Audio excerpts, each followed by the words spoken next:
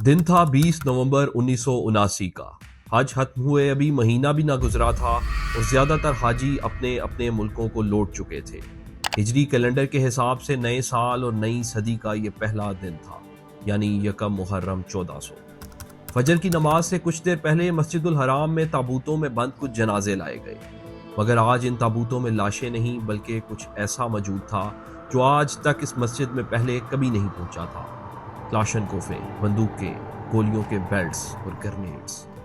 ठीक 5:18 पर मुअज्जिन ने अजान दी, जिसके बाद फजर की नमाज अदा की गई।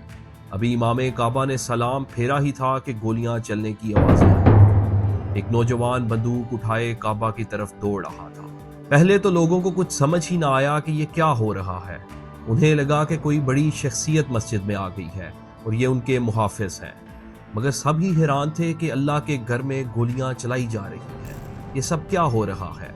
इन लोगों ने ताबूतों को खोला, असलहा निकाला और एक दूसरे को देना शुरू कर दिया। मस्जिद के कुछ गार्ड्स जिनके पास सिर्फ डंडे थे, उन्होंने मुज़ाहमत की कोशिश की तो उनमें से 2 को उसी वक्त मौत की नींद सुला दिया गया। इन्हीं लोगों में से एक स्याह मकनातीसी आंखों वाला 43 साला नौजवान जाहिर हुआ। इसका नाम जेमान अल उतैबी था। उसके बाल शानों तक बिखरे हुए थे, लिबास टखनों से ऊपर था और सर पर सब्ज पट्टी बंधी थी। उसने इमाम काबा से माइक छीन लिया और ऐलान किया कि मेरे साथियों ने पूरी मस्जिद का कंट्रोल संभाल लिया है। 7 मीनारों पर मशीन गन्स रख दी गई हैं। ये मीनार बहुत ऊंचे थे और तकरीबन पूरा मक्का शहर यहाँ से देखा जा सकता था। मीनारों पर मौजूद मुसल्लह लोगों को ये हिदायत थी कि कोई भी हुकूमती एहलकार अगर गड़बड़ करने की कोशिश करे तो उसे गोलियों से भून दिया जाए। 1 घंटे तक ये शख्स तकरीर करता रहा, जिसके आखिर में उसने पूरी उम्मत मुसलमान को मुखातिब करके कहा कि आखिरी वक्त आन पहुंचा है, अब मुसलमानों की फतह का दिन है और एक कदीम पेशगोई सच साबित होने वाली है। व्यूअर्स, मस्जिदुल हराम का ये मुहासरा अगले 2 हफ्ते चलता रहा और इसने पूरी दुनिया की तारीख को बदल कर रख दिया। शायद तारीख का ये दिलचस्प वाकया आपने सुन रखा हो, मगर इससे भी अहम ये जानना है कि ये वाकया पेश क्यों आया। वो कहते हैं कि वक्त करता है परवरिश बरसों, हादसा एकदम नहीं होता।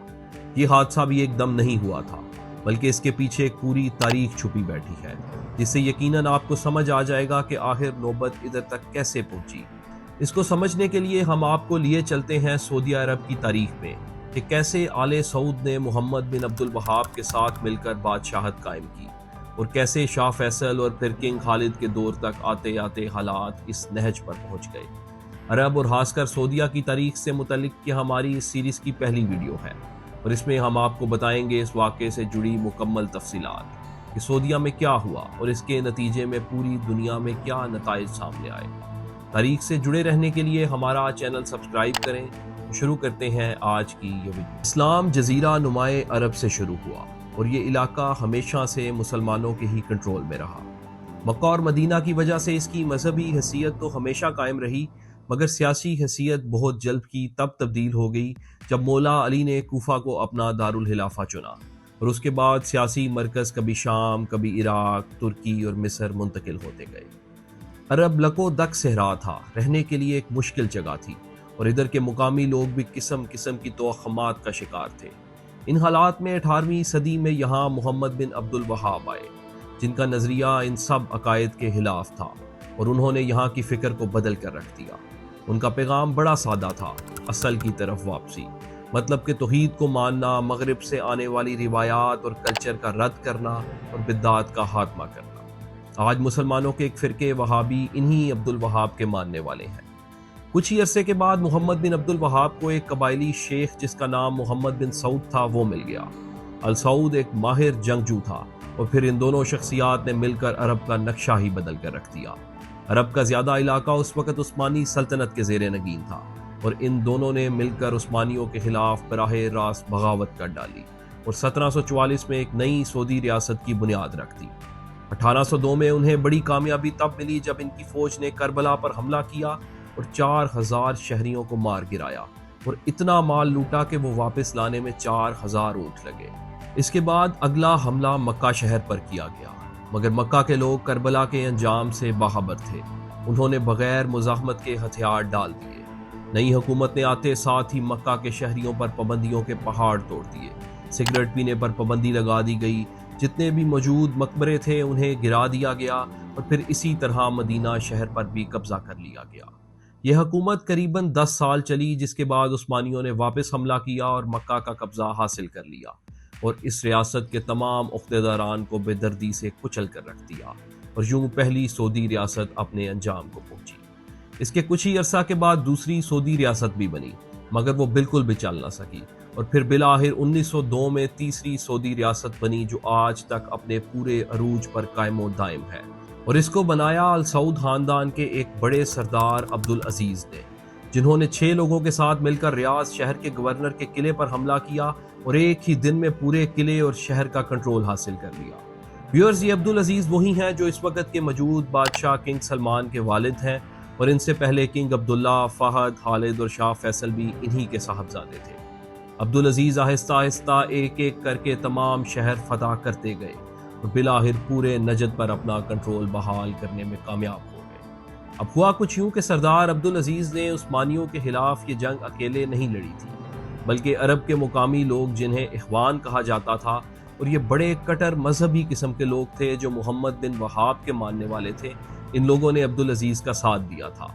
सारा इलाका कंट्रोल करने के बाद इख्वान के अब्दुल अजीज के साथ इख्तलाफात हो गए, क्योंकि वो चाहते थे कि अब इस नई रियासत से तमाम शियों को निकाल दिया जाए, बिद्दात का खात्मा किया जाए, मगर अब्दुल अजीज ये सब नहीं कर सकते थे। सोने पर सुहागा तब हुआ जब बादशाह ने टेलीग्राफ, टेलीविजन और टेलीफोन सऊदिया आने की इजाज़त दे दी। ये लोग गुस्से से उबल पड़े।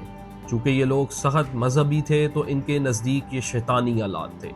बस इधर से दोनों के दरमियान एक बड़ी जंग हुई, जिसका नतीजा ये निकला कि अब्दुल अजीज जीत गए और उन्होंने चुन चुन कर इख्वान को पूरे सऊदिया में मार डाला। इस जंग में इख्वान की तरफ से कमांडर, जिनका नाम मोहम्मद बिन सैफ अल उतैबी था, वो शामिल था और उस जंग के 7 साल बाद उनके घर एक बेटे की पैदाइश हुई, जिसका नाम उस बच्चे की गुसीली शक्ल होने की वजह से जेमान रखा गया, जिसका मतलब था तेवरी चढ़ाने वाला।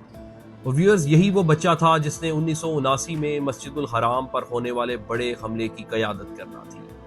अब हुआ कुछ यूं कि 1938 तक सऊदिया एक आम सा मुल्क था, जिसकी आमदन का बड़ा हिस्सा हज और उम्रे से आने वाली कमाई पर था, मगर इसी साल पता चला कि इस बंजर ज़मीन के नीचे तेल का एक बड़ा खजाना मौजूद है और बस फिर वो दिन और आज का दिन सऊदिया ने पीछे मुड़कर नहीं देखा। अब सऊदी खुद तो इतने माहिर थे नहीं कि इस तेल को निकाल सकें और उसे इस्तेमाल या बेच सकें, तो ये सारे ठेके अमरीकी कंपनीज को दिए गए।